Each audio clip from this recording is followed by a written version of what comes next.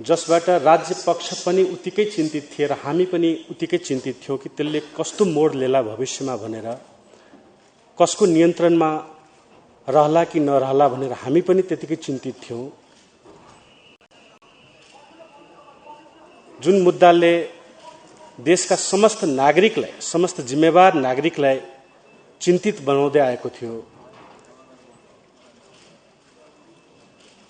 त्यसले कस्तो भयावह रूप लेला भनेर हामी दिनरात चिन्ता गर्दै थियौं। त्यसको आज बडो सहज रूपमा, बडो शान्तिपूर्ण रूपमा, बडो सुरक्षित रूपमा आज अवतरण यहाँ हुँदैछ र त्यही भएर यो नेपालको समस्त जनताको लागि खुसीको कुरा हो। हामी सबै देशका नागरिकको लागि यो ऐतिहासिक पल हो र यस्तो महत्त्वपूर्ण समय जुटाउनका लागि सम्माननीय प्रधानमन्त्रीज्यू स्वयंले आफ्नो स्तरबाट पहल गरेर हाम्रो शान्तिपूर्ण आन्दोलनलाई कदर गर्दै, मुद्दाको संवेदनालाई बुझ्दै उहाँले आफ्नै स्तरबाट जुन पहल गरेर यसरी सुरक्षित अवतरण गराउनु भएको छ र हामीलाई एउटा राजनीतिक स्पेस प्रदान गर्नु भएको छ, त्यसको लागि निश्चय नै हाम्रा सम्माननीय प्रधानमन्त्रीज्यू धन्यवादको पात्र हुनुहुन्छ।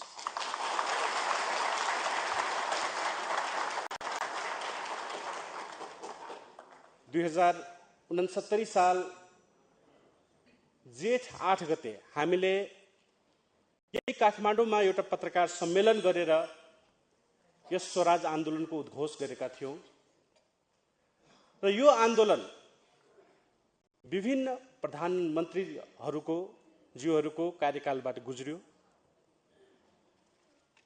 र उहाँहरूले पनि यस शान्तिपूर्ण आन्दोलनलाई कदर नै गर्नुभयो। उहाँहरूले पनि यस आन्दोलनको संवेदनालाई उहाँहरूले पनि कतै बलजफ्ती, बल प्रयोग गर्नु भएन र त्यसबाट यो आन्दोलन जुन एउटा विस्फोट हुने, कुनै पनि चरणमा विस्फोट हुने डर थियो, यसले एउटा नकारात्मक मोड लिने डर थियो, त्यसबाट हाम्रा पूर्व प्रधानमन्त्रीज्यूहरूले पनि जोगाउनु भयो र त्यही भएर यस अघिका प्रधानमन्त्रीज्यूहरू, माननीय प्रधानमन्त्रीज्यूहरू, पूर्व प्रधानमन्त्रीज्यूहरू, डाक्टर बाबुराम भट्टराईज्यू, श्री स्वर्गीय सुशील कोइरालाज्यू, श्री शेरबहादुर देउवाज्यू र श्री पुष्पकमल दाहालज्यू पनि उत्तिकै धन्यवादका पात्र हुनुहुन्छ।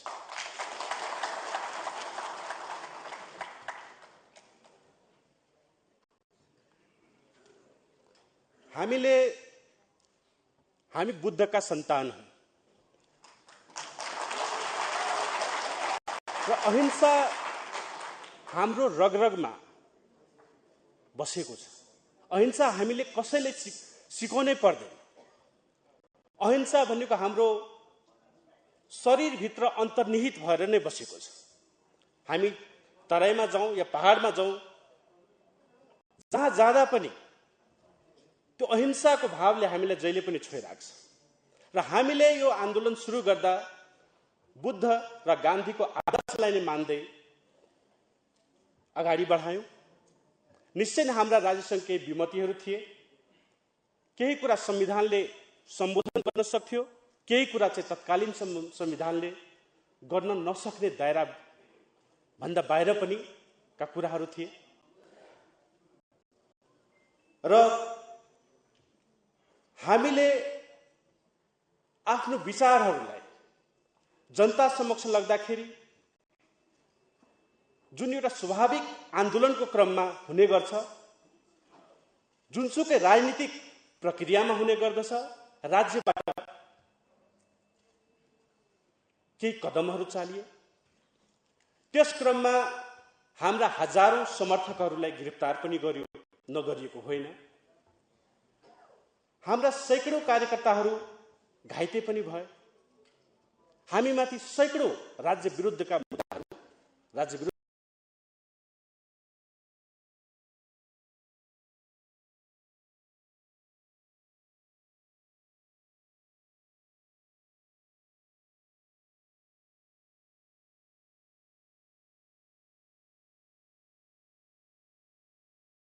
मुलुकका अपराधका मुद्दाहरू। केही महिना अगाडि मात्रै हाम्रो बाँके जिल्ला संयोजक श्री राम मनोहर यादवको प्रहरी हिरासतमा निधन पनि भयो। व्यक्तिगत रूपमा नै कुरा गर्दा पनि म लगभग 2 दर्जन भन्दा बढी पटक पक्राउ परे, महिनौं हिरासतमा बसे, महिनौं जेलमा पनि बसे। यहाँसम्म कि 2071 सालमा मोरङमा एउटा आम सभामा प्रहरी दमनमा पर्दाखेरि मेरो खुट्टा पनि भाँचियो। त्यसको केही महिना पछाडि झापाको राजगढमा पुग्दाखेरि त्यहाँ पनि प्रहरी आक्रमण पर्दाखेरि म नराम्रो तरिकाले घाइते भएको थिएँ। हाम्रा अन्य नेताहरू पनि, हाम्रा अन्य कार्यकर्ताहरूले पनि दुःख पाए, नपाएका होइनन्। तर यति हुँदाहुँदै पनि शान्तिपूर्ण मार्गमाथि हाम्रो आस्था कहिले पनि डगमगाएन।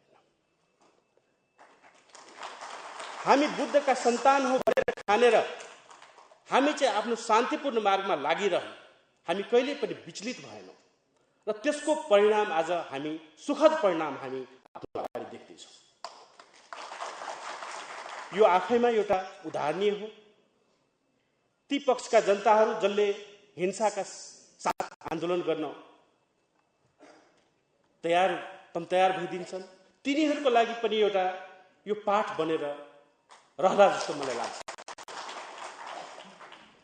र हामीमाथि राज्यद्वारा विभिन्न दमन भए तापनि हामी कहिले पनि प्रतिशोधको भावना आफ्नो मनमा पालेनौं।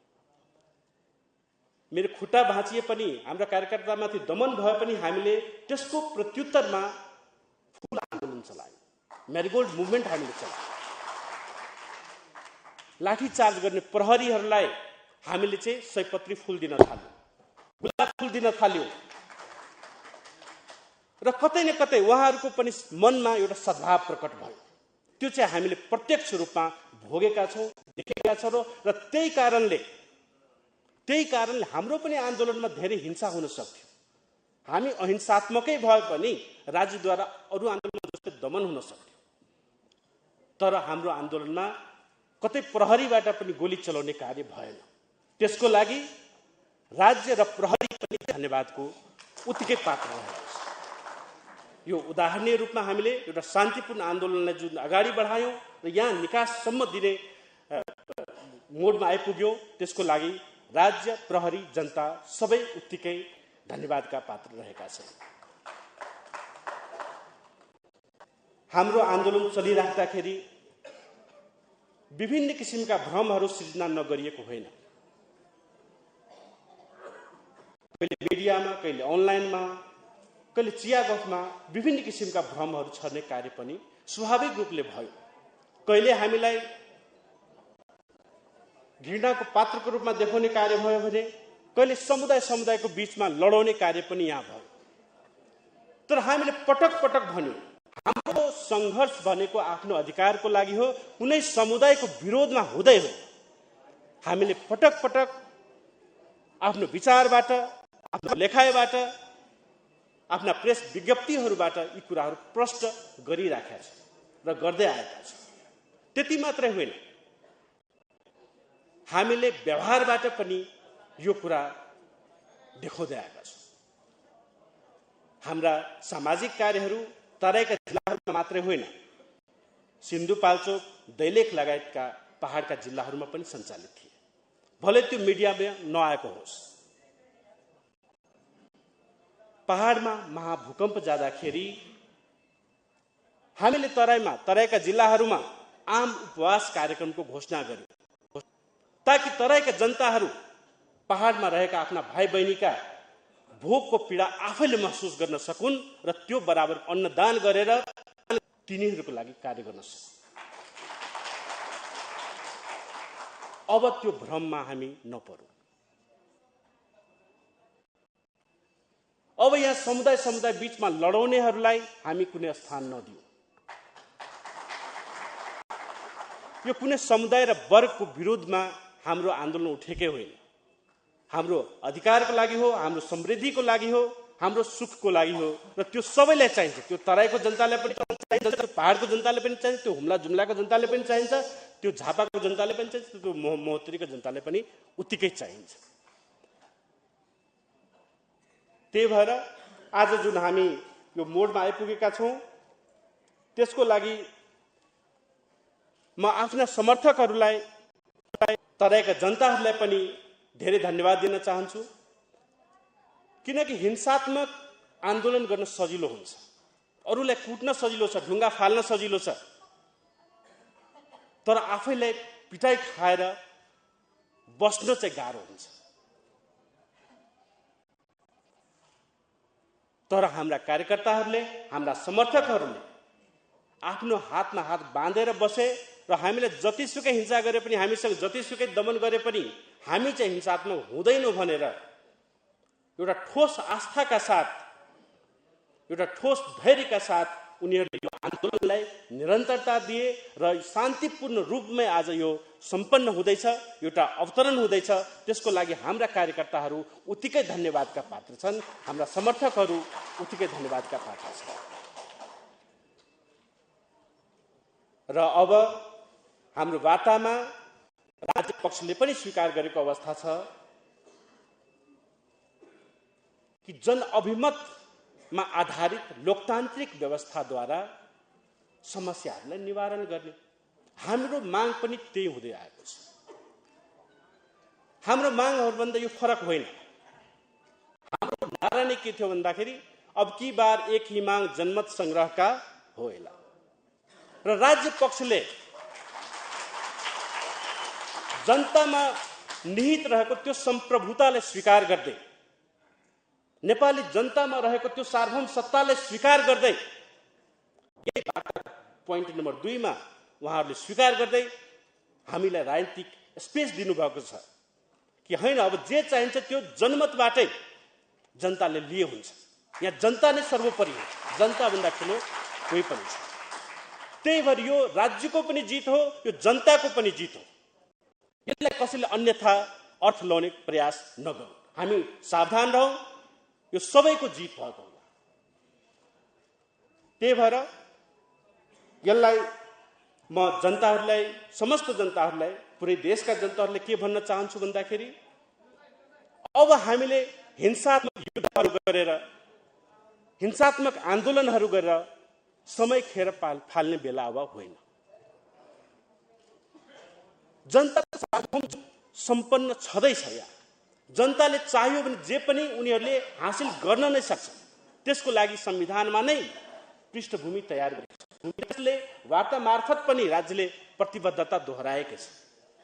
अब त्यो जनमत प्रयोग गर्ने काम जनताको हो। जनमत प्रयोग गरेर आफ्नो अधिकार हासिल गर्ने पालो जनताको हो।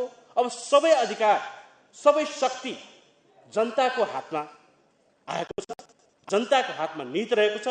र त्यही भएर अब जे हासिल गर्नु छ, जसो हासिल गर्नु छ, जस्तो व्यवस्था ल्याउनु छ, जनताले आफ्नो अधिकार प्रयोग गरून्, आफ्नो मताधिकार प्रयोग गरून्, आफ्ना जनअभिमत प्रकट गरून् र उनीहरूले त्यो कुरा हासिल गरून्। शान्तिपूर्ण तरिकाबाट नै हासिल हुन्छ र समस्त देशको विकास, हित, समृद्धि र सुखका लागि त्यो अब हासिल गर्ने बेला आएको छ। अब म आज खासमा धेरै त भन्न चाहन्न। अब विगतका आगामी दिनहरूमा पनि हाम्रो संवाद हुँदै जानेछ। संवाद अहिलेका लागि यो जुन विगतमा 5 महिना जेल बसाइ भयो, अहिले त्यसको लागि पनि जेल बसाइको क्रममा एउटा उपयोगी वातावरण बनाइदिनु हुने, त्यसको लागि सहयोग गरिदिनु हुने रौतहट जिल्ला कारागारका जेलर साहब, त्यहाँ चौकीदार साहब, यहाँ भद्र बन्दीगृहमा बस्दाखेरि यहाँको जेलर साहब, चौकीदार साहब, नायके, भाइ नायके, सहनायकेजीहरूलाई म धन्यवाद दिन चाहन्छु। धन्यवाद।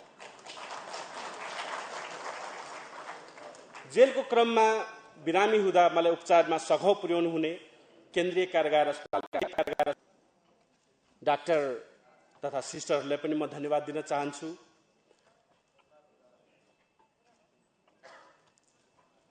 योभन्दा अगाडि पनि म 4 वर्ष अगाडि जेल बसेको हो, दिल्ली बजार जेलमा स्वेच्छाले म त्यति बेला गएको थिएँ र स्वेच्छाले जेल जानु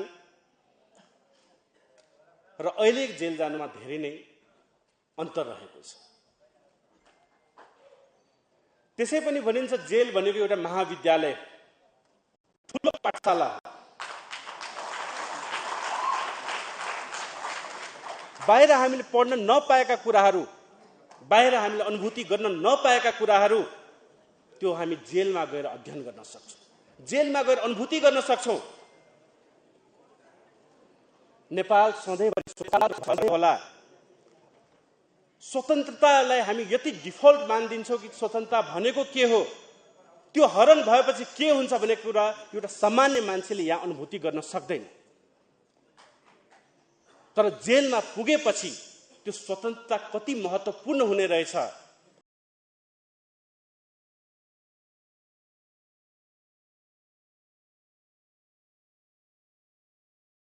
एक दिन मात्रै भए पनि स्वतन्त्रले गराउँछ।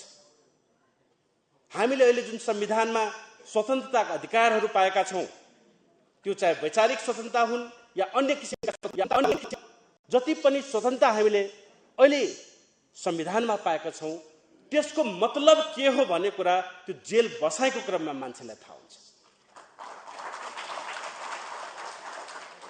त्यो स्वतन्त्रता अपहरित भएपछि मान्छेले अनुभूति गर्छन् हामीले कति ठुलो स्वतन्त्रता पाएका थियौँ र त्यो स्वतन्त्रतालाई उपयोग गरेर हामी के कुरा हासिल गर्न सक्छौँ, के कुरा अभिव्यक्त गर्न सक्छौँ भन्ने कुरा त्यो स्वतन्त्रता हामीसँग नभएको बेलामा मात्रै हामीलाई थाहा हुन्छ।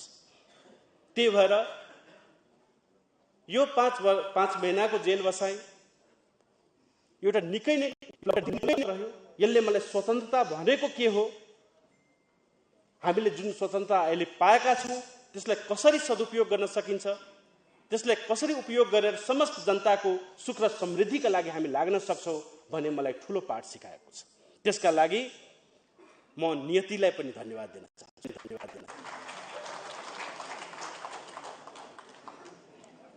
भनिन्छ कुनै अपराधी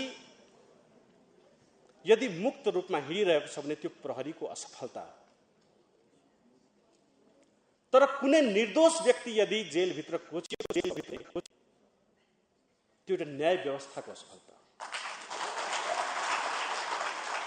त्यो सिङ्गो राज्यको असफलता, किनकि हामीले राज्य स्थापना गर्दाखेरि निर्दोष व्यक्तिलाई जेलभित्र कोच्नका लागि राज्यको स्थापना गरेका थिएनौँ। राज्य भनेको कुरा आफैमा पनि एउटा साधन मात्रै हो, साध्य होइन। चाहे त्यो दैविक व्युत्पत्तिको सिद्धान्तमा जानुस्, करारवादी सिद्धान्तमा जानुस्, उपयोगितावादी सिद्धान्तमा जानुस्, कुनै पनि सिद्धान्तले राज्य भन्ने कुरा आफैमा साध्य हो, त्यो फगत राज्य बनाउनकै लागि राज्य बनाउने हो भन्ने कुरा चाहिँ कदापि होइन। राज्यको स्थापना नै हाम्रो सुरक्षाको लागि भएको हो, हाम्रो सुख र समृद्धिको लागि हो, सबैको भलाइको लागि भएको। र त्यही भएर हामीले चाहिँ जेलभित्रका कुराहरू गर्दा पनि, हुन त अब यहाँ प्रधानमन्त्रीज्यू स्वयं आफै 14 वर्ष जेल बसेर आउनुभएको छ, उहाँलाई जेलको अनुभूतिहरू सुनाउनु भनेको एउटा सूर्यलाई दियो देखाउनु जस्तै हुनेछ। तैपनि मलाई लाग्छ केही कुरा उहाँहरूले बिर्सनु भएको होला सायद कि भनेर एउटा पुनरावृत्ति मात्रै गर्न खोज्दैछु।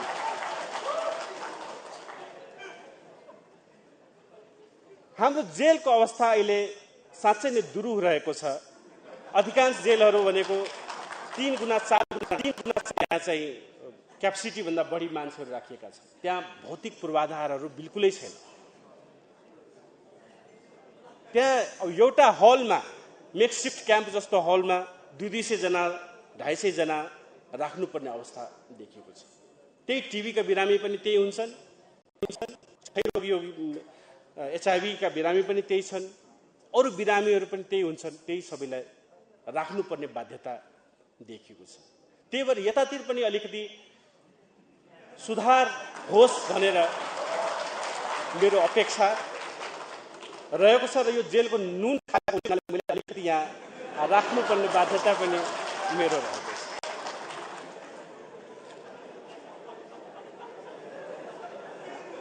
र अन्त्यमा हामी भन्न चाहन्छौँ, हामी चाहिँ सकारात्मक दिशातिर एउटा सुखद गन्तव्यतिर यात्रा प्रारम्भ गरिसकेका छौँ।